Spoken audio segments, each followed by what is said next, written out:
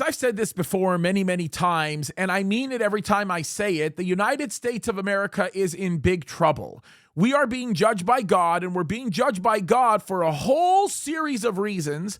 And quite frankly, folks, I cannot even begin to get into the list of issues that got us to this place. However, I will bring up a couple of things because there are a few things important and necessary for discussion with respect to the things we're going to be talking about today. First and foremost, the United States of America is being judged because it has turned its heart against God. The leaders are wicked, but I think wicked leaders like old Joe that we have in his regime are a reflection of God's judgment for what we've already done.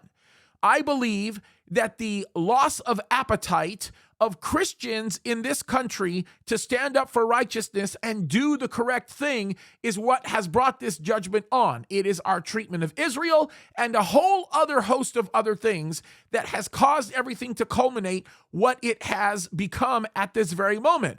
But there is one area that God is going to in particularly deeply judge the United States of America for, and it's going to happen at a rate that is faster than anything we've ever seen if no national and local and even personal repentance takes place, and that is this.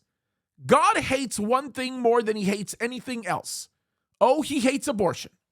And we need to speak up against that. He hates the lies, he hates the cheating, he hates the stealing, he hates pride. But one thing that Christ made obvious that God hates is when people seek to get in the way of other people having access to the true and living God, especially those who claim to be righteous.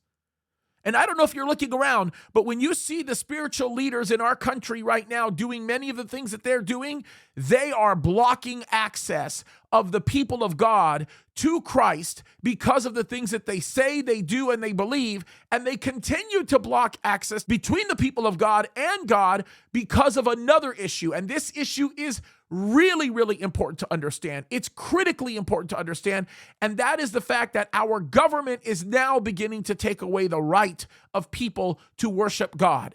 It is getting ugly.